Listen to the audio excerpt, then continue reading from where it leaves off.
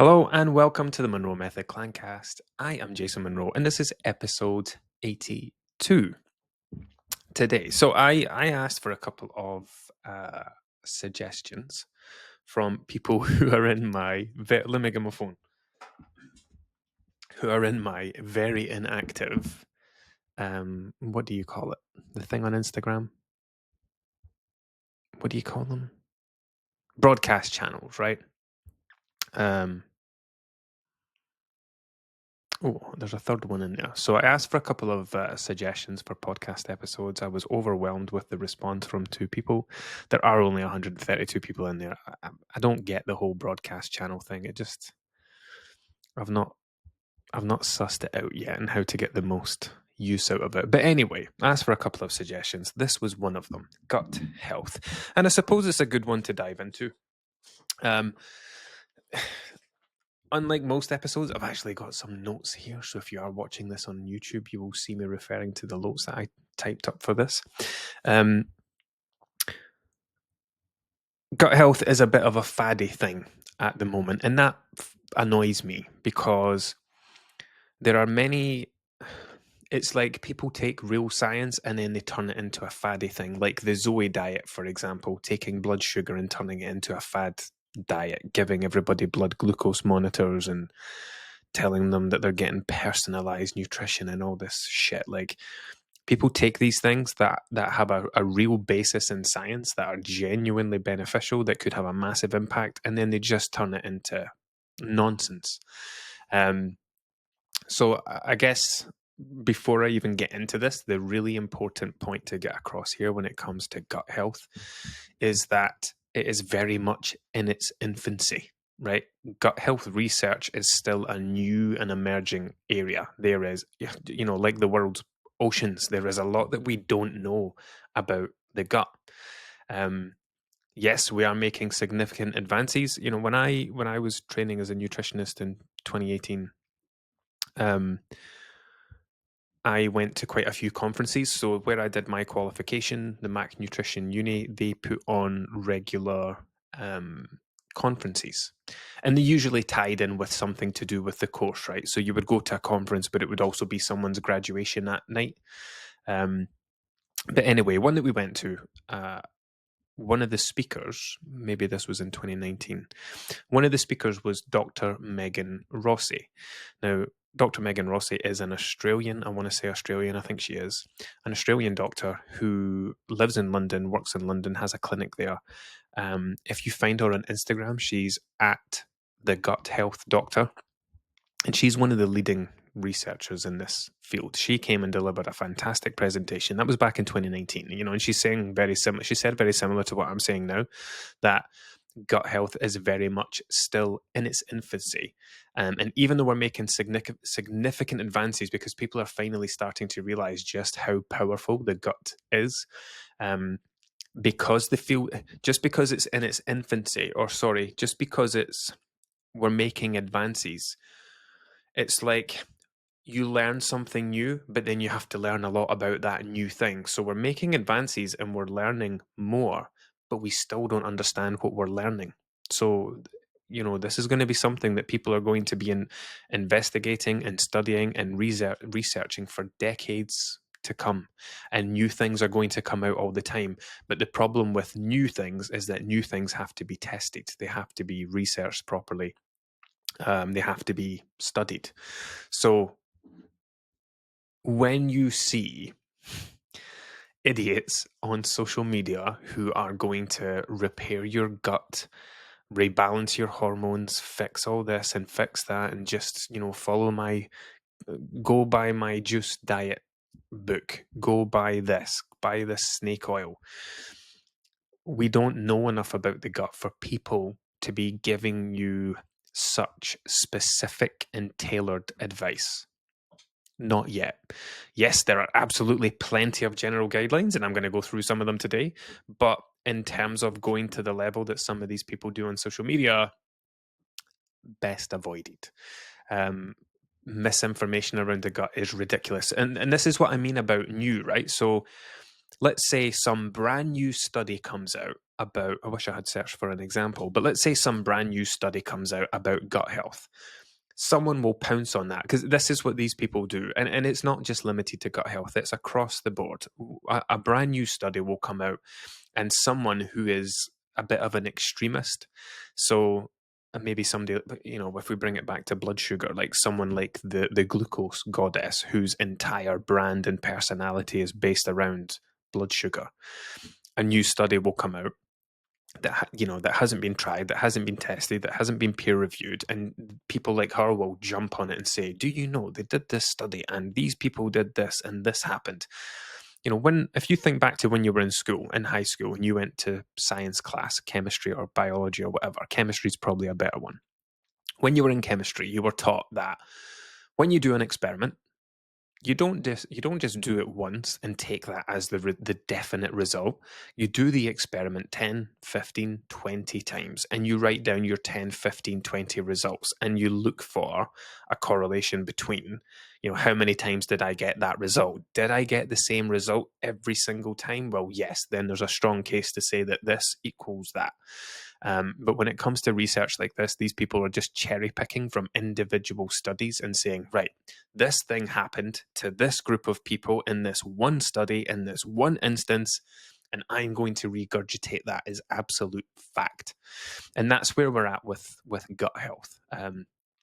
People are rife on social media spreading misinformation and selling you completely unproven products, often marked as like miracle cures for things that are themselves unproven, that we don't even know if they exist yet. So when it comes to gut health, be very skeptical. Don't be very skeptical about what I'm going to tell you, because everything I'm going to tell you has a basis in evidence, has a basis in science, and I'm not going to try and sell you anything at the end of the episode. So what is gut health? Gut health refers to the overall well-being of your gastrointestinal tract, right? The balance and the function of the microorganisms living in it.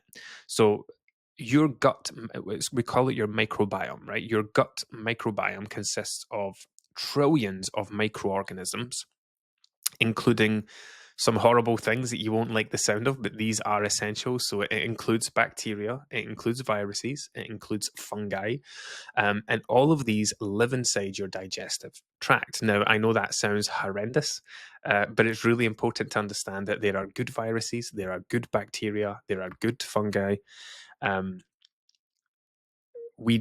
then obviously there are bad ones, right? But these are the good ones. These microbes, they play a crucial role in digesting our food, producing essential vitamins like B12 and K, and protecting against harmful pathogens.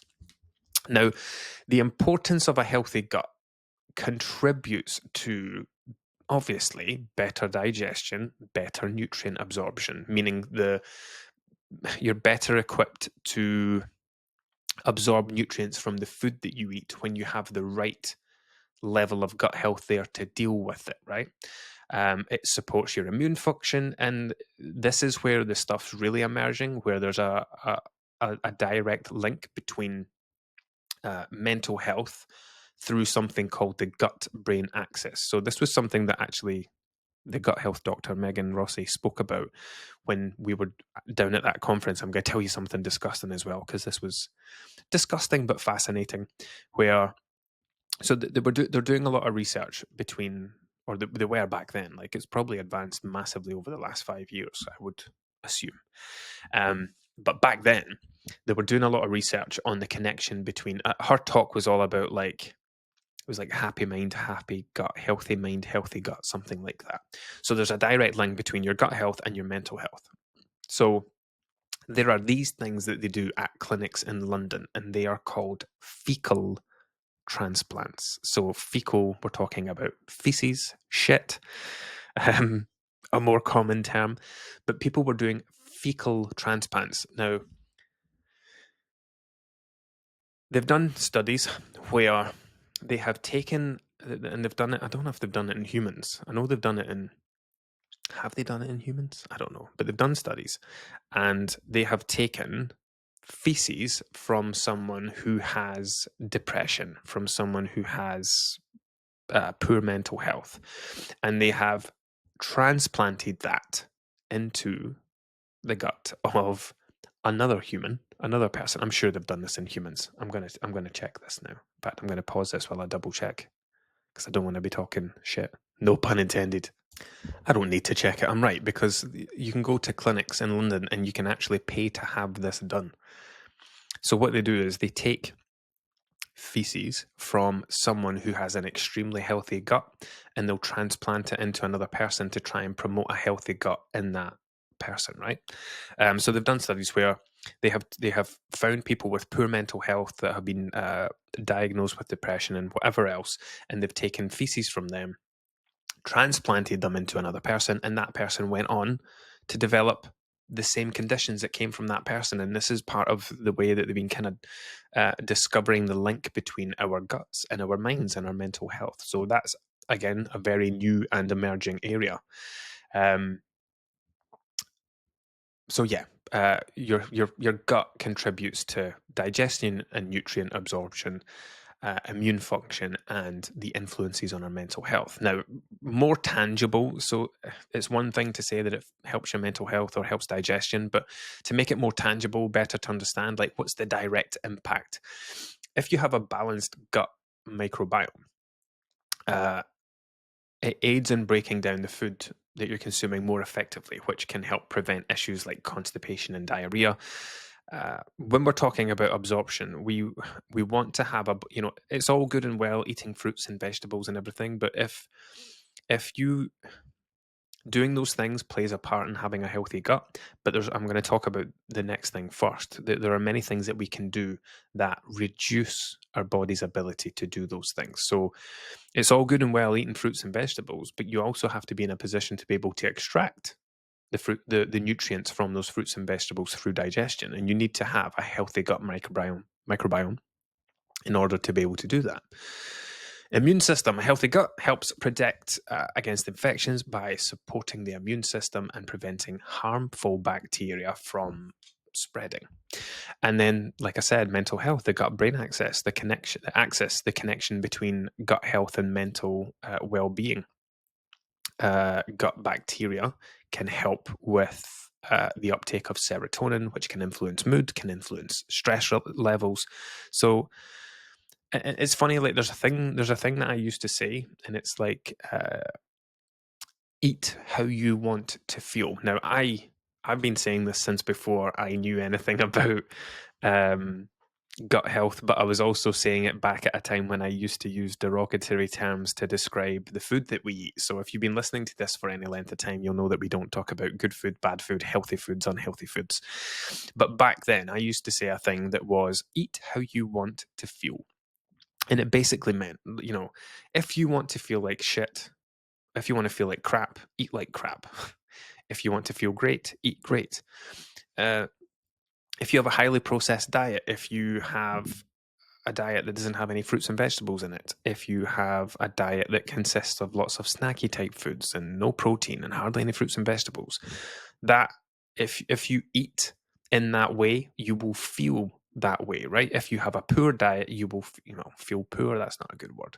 If you have a low quality diet, you will live a low quality life. That's not good either. But you get the idea, right, that I'm trying to get across. And it's weird how that then translates into like our gut health. Like, basically eat how you want to feel. Do you want to feel energized? Do you want to feel healthy? Do you want to feel great? In that case, eat in a way that helps you feel like that. Eat in a way that promotes that rather than the other direction. So, like I said, before we get on to the stuff, now, I think the question from Kim was, it was like, gut health, is it a thing? What do I need to do? Where do I start? Like something like that. I'm going to check it. Channel.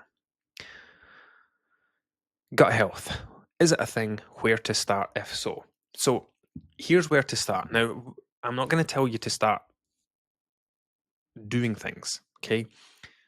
I'm going to be talking about this a lot.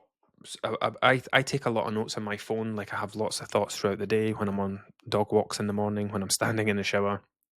I jot down a lot of thoughts, and a lot of my thoughts recently have been around not jumping the gun, not jumping straight in to do things, not looking for new things. So, for example, like the person who asked this probably has a million things to be working on before they even start thinking about trying to improve their gut health, right?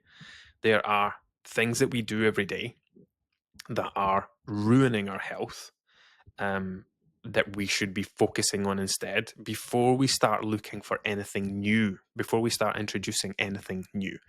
And it's the same with gut health. Like, what do I need to do? Well, it's not really what you need to do, it's what you need to stop doing, it's what you need to do less of. So let's go right in with the first one. I kind of feel that, with me being sober, that it comes up in most episodes, but I said this to someone in the group. I wrote a big post about alcohol. I actually think it might be going out next week, but I've written a big daily post about alcohol and how I feel that it helps me, my sobriety helps me be a better coach, because I'm no longer trying to shy away from the truth about alcohol to protect my own thoughts about alcohol. Like, because I don't drink anymore, I can be open and honest about it. So I think that's one of the reasons that I talk about it so much, because it's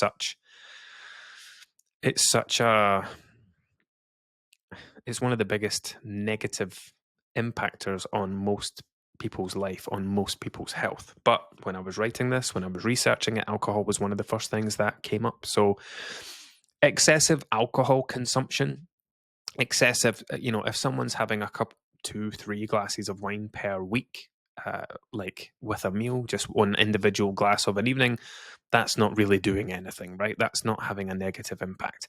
Excessive consumption would be like binge drinking every weekend. If you have one or even 2 nights every week where your intention is to get drunk, then you are drinking excessively. This can massively disrupt the balance of your gut bacteria. It reduces the beneficial bacteria, promotes the growth of harmful ones, and it can also damage your gut lining. Alcohol can damage it's a horrible word, but the mucosal lining of the gut, which leads to things like inflammation, increased intestinal permeability, which is also known as leaky gut, which is not quite a thing, but it's a term that people use to describe things that they experience, like some abdominal pain. It can develop food sensitivities, bloating, indigestion. So yeah, if we're going to talk about what can I do to start improving my gut health, we're not looking at doing anything new. We're looking at what can we reduce, what can we consider.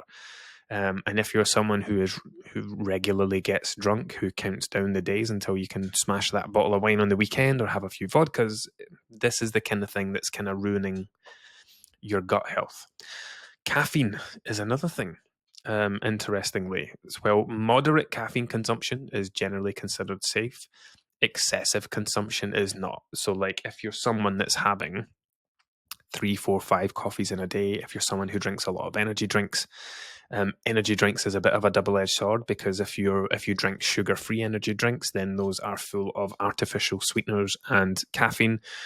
Now, again, if you've listened to these for any length of time, I do not scaremonger about these things. I don't give anyone a hard time around caffeine or artificial sweeteners. I drink artificial sweeteners every single day. It's not that they are inherently bad, but for people who are conscious of developing a healthier gut microbiome, these are the kind of things that you need to be conscious of, right? Certain artificial sweeteners like aspartame, sucralose, they have been shown to negatively affect gut bacteria. Now, the thing is, you need to think of this in the sense that you listening to this right now might have a beautifully balanced diet, but you might drink a lot of Diet Coke, right? And that's not a bad thing, because that might be the only place that your artificial sweeteners come from. Also, there will be people listening to this who drink energy drinks every day, who drink sugar-free fizzy drinks, who put sweeteners in their tea and coffee, who put sweeteners over their cereal, who eat a lot of processed foods, who may have a highly processed diet, in which case, their artificial sweetener consumption might be through the roof. So it's not about removing these things from your diet for the rest of your life. These things are allowed to be in food because they're perfectly safe. This is really just about the little things you can start looking at to make changes to improve things. We're not trying to turn it into superhumans. We're just trying to be a little bit better. So if your gut health is something that you want to be conscious of, do you know, can I tell this story? I think I can. She won't listen to this. In fact, it doesn't matter. I can be very vague about it. But when I was in Newcastle at the weekend, I just took a drink and it went down the wrong way. I was at Newcastle the weekend, last weekend, 2 weekends ago, for a joint 40th birthday party. And someone was there who suffers with hip pain. I was talking to his wife, and he came looking for painkillers. I gave him some ibuprofen, and his wife started talking about, I asked some questions like, oh, does he not get anything from the doctors? Does he not got like naproxen? Naproxen are like better anti-inflammatories. He would only need to take one in the morning, maybe one in the afternoon. And she said, oh, no, they're really bad for your gut health. Now, isn't it funny, like, the things that we latch onto? Because we'll hear one thing and we'll be like, oh, I can't do that thing. And the person in question, I'm 38 years old. I have been around alcohol and clubbing and festivals and all that for a very long time, going out, staying out all night, going to after parties. I have never known a person who can drink as much as this other person can in one sitting or in one long sitting. And it's one of those ones where it's like, honestly, do you really think that a couple of ibuprofen is going to have a negative effect on someone who can easily sink 3 and 4 bottles of Buckfast in a single night? No problem. But it's just funny, like, that we hear these little things, and it's like, and it's kind of what I'm trying to explain. Like, before we even start looking at the things that we should be doing more of, we need to look at this. I spoke about this on social media a long time ago, where I said that there is very little that you can do to make yourself feel better with food. Meaning, let's imagine someone has already got a balanced diet. And we're not talking about eating healthy. We're not talking about anything like that, because most people eat terribly. But let's say someone has a well-balanced diet and that's it. There's nothing else that you can do. What does a person who has a well-balanced diet do to make themselves feel better with food? Like, what's the next level? How do you become healthier? What else can you do? You can't eat more vegetables and you'll feel even better. Like, nobody has ever eaten a fucking banana and went, oh my God, I feel incredible after that. Like Banana Man, if you're old enough to remember Banana Man. No, it doesn't work like that. But at the opposite end of the scale, we can make ourselves feel like absolute shit with food. So it's almost like, it's very similar to the weight loss, weight gain thing. Like, there's no limit to how quickly you can gain weight because there's no limit to how many calories you can consume, right? You could consume 10,000 calories in a day if you wanted. But if you're only burning 2,000 calories, you can only consume 2,000 less. That's why weight loss will always be slower than weight gain. And when it comes to trying to make ourselves feel better with food, with a better diet, if once you achieve a balanced diet, you can't achieve, there's not another level. There's no more levels after that. You can't. It's not it's not a case of, well, if I eat even healthier, I'll feel even better. I can't put a number on it because it's not definitive, but you might find that extra 1%, oh, well, if I stop eating that, if I cut that out my diet entirely, I might get that extra 1%. Or if I stop drinking alcohol for the rest of my life, I might get that extra percent. But if someone has a well-balanced diet, there is very little room to go up the way, but there is plenty of room to go down the way. If you have a balanced diet, you could maybe make yourself feel 2 to 3% better if you make a few more changes, but you can make yourself feel 100% worse by stopping doing everything that you're doing and just going in the complete opposite direction, eating lots of processed foods, drinking lots of alcohol, not getting any sleep, not hydrating, drinking a lot of caffeine, drinking a lot of artificial sweeteners. It's not that these things alone are inherently bad, but when you remove a balanced diet from the equation and you have all these other things going on, you can make yourself feel incredibly worse. And this is why it's important, coming back to the gut health thing, to know that it's not about, first of all, doing things, because doing things doesn't do very much. We need to address the stuff that's reducing things in the first place, and that's where alcohol comes into it and these other things. So anyway, once you've addressed the alcohol in your diet, once you think you're consuming an average level of caffeine, once you think your artificial sweetener consumption is no longer excessive, and these things are down at a more reasonable level, then you can start looking at building a healthy gut microbiome, because another thing to be conscious of, something that will, or should we do that at the end? Let's do that at the end. How do we build a healthy gut? The first and foremost, plants. This has been the story of my life since 2017, encouraging people to eat more plants. Now, why do I say it like that? Because nobody likes to be told to eat more fruits and vegetables. It's been drummed into you since you were in primary school, drummed into you since you were a child. You need to eat this, you need to eat that. I didn't like getting told it as a child. And most of the adults I work with don't like getting told it either, because it's not new information. People want new information. They don't want to be told the same thing. They want to hear it. Fruits and you're just going to tell me to eat fruits and vegetables. So that's what I've been getting told my whole life. And it's like, yeah, but you're not doing it.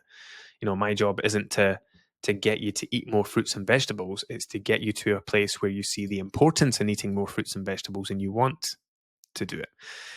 But diversity in the diet, first and foremost, right? Consuming a wide range of fruits, vegetables, nuts, seeds, legumes, whole grains, etc., promoting that helps promote a diverse and healthy microbiome.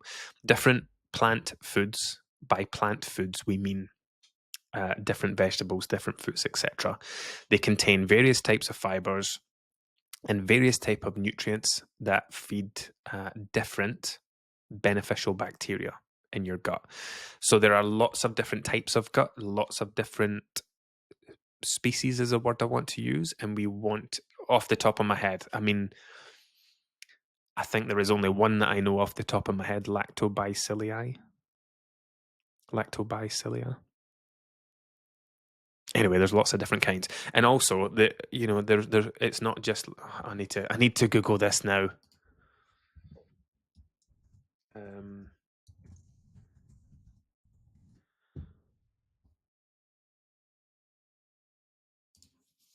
Okay, PubMed.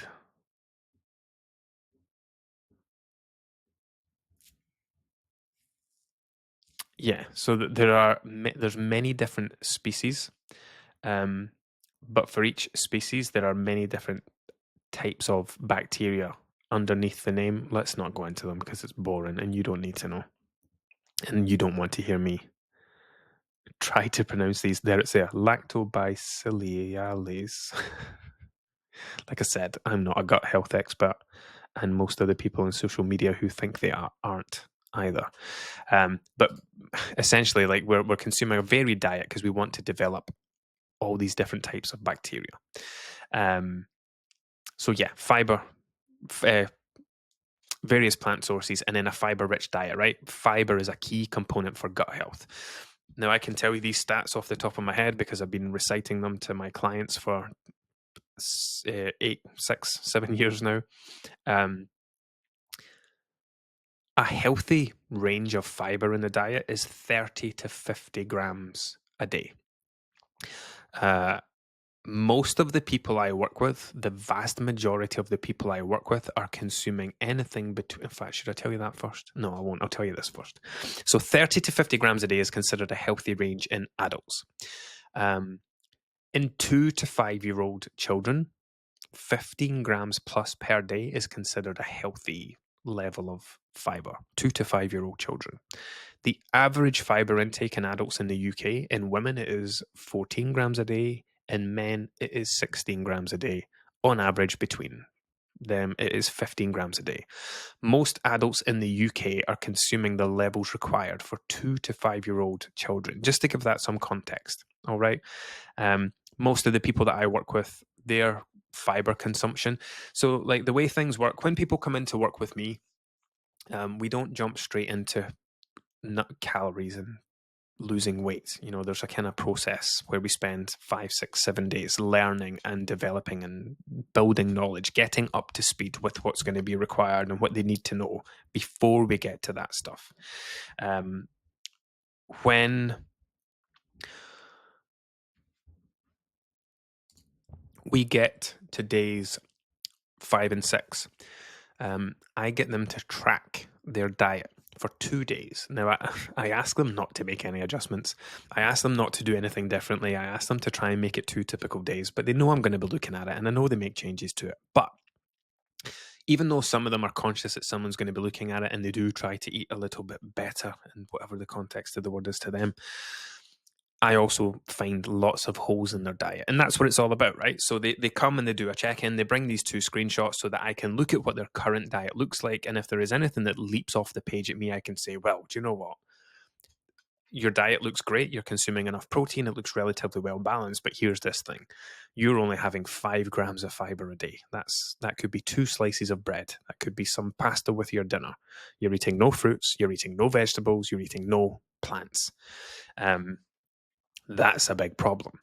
So, and you can then say with this, and that's great. That's a good problem to have because it shows us a huge area of your diet that's been missing for a long time. This is going to be what this, there's a wonderful book. I've probably mentioned this a few times now by Ryan Holiday. Ryan Holiday. And it's called The Obstacle is the Way. And it basically means like the thing that you find most challenging is your pathway to success, right? If someone struggles with their weight, struggles with their health, nutrition related health, and all those things, and they come to me and they say, I do not eat any fruits and vegetables, and great. You don't do that because it's something you don't want to do, and there's a reason for it. Maybe it comes from childhood. Maybe you're a fussy eater. Maybe you just don't see the value in it yet. And you can tell that person this is going to be, and people are always looking for shortcuts, for hacks, for tips, and all those things. Don't look for that. Look for your biggest bang for buck move. What is the single change that I could make that's going to bring the biggest result? And if someone goes from not eating any fruits and vegetables to including them in most of their main meals or having them as snacks in between as well, that would be massively transformational for a number of reasons that we won't go into today.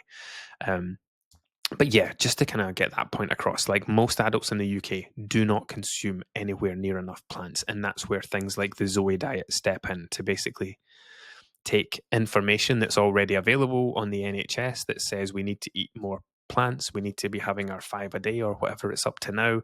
But we're going to charge you hundreds of pounds to tell you that and give you a blood sugar monitor, and you're going to send us a shit sample. So it feels like it's something different when it's not. So fiber is a key component for gut health, helps maintain regular bowel movements, provides fuel for our beneficial bacteria, that healthy bacteria again. And then it can do other just as important things like reduce the risk of developing diseases like colorectal cancer. Fermented foods. Now, there's a big thing about fermented foods. You may have heard of things like kefir, which is a dairy product. So like yogurt, kefir. Then there's things like sauerkraut, kimchi, and miso, which contain live beneficial bacteria, also known as probiotics. You'll also see things like, if you go into Aldi, I'm going to Google this. Aldi do their own version of like Actimels, and it will say on the outside of it,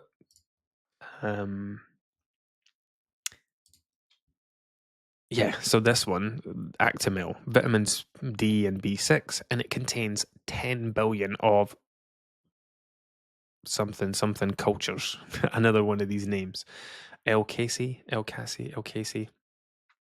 cultures. These contain live cultures which help promote. So that one in particular contains 3 strains of live cultures, and this is partly. I mean, it's a bit gimmicky, because it's almost like putting protein on the front of packets to sell protein, but Actimel have been doing this for a long time, since before gut health was cool. It's not like they're trying to mislead people. Things like this can play a part. Having one of these per day would be better than not having it in most instances, right?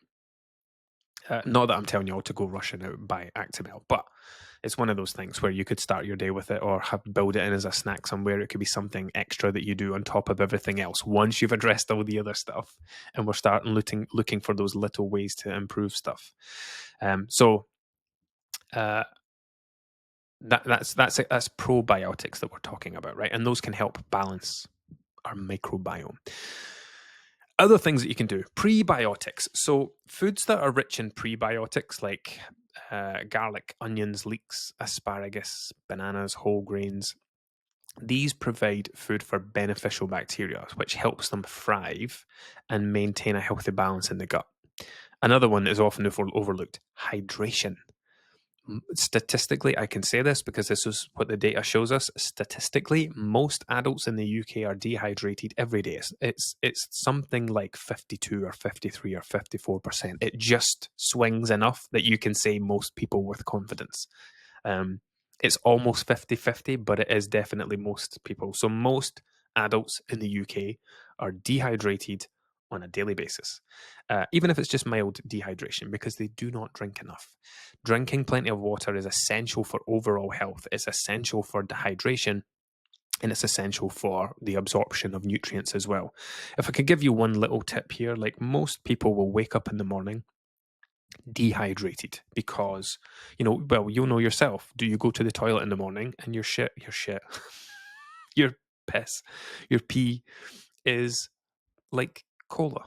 Is it dark brown? Is it orange? Is it some kind of dark shade? If so, you're waking up dehydrated, which makes sense, right? If your last drink was at 7 or 8 o'clock the night before, you're waking up at 6, 7 a.m., potentially 12 hours of not taking on any fluids. Granted, you're not doing much while sleeping, but your body still goes through fluids overnight.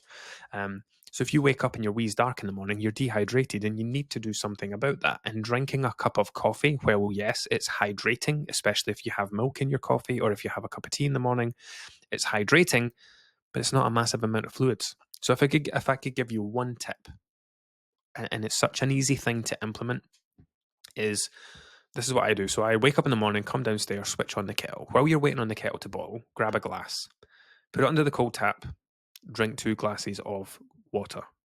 Now, if you don't like drinking tap water, then that's fine. Go about it your own way. If that disgusts you, or if you live in an area, sorry, I should also be conscious of that. If you live in an area where your tap water is not drinkable, bottled water in the fridge, whatever the case is, drink 2 glasses of water, then have your hot drink, whatever that may be. Now you're hydrated, right? You've taken on 2 glasses of water. You're resolving that overnight dehydration. You're then having your hot drink, which also hydrates you. And now you're starting the day hydrated. Because what most people do is they'll wake up in the morning dehydrated. They'll drink one hot drink, and then they won't drink anything else until like mid-morning. They'll have like a can of juice at their desk. And then at lunchtime, they'll have something. And all of that time, they're living in dehydration. They very rarely break out of dehydration to the point where they're hydrated. Regular exercise can positively influence our gut health. Stress management. This is mega. Chronic stress, there are big ties between stress and our gut health.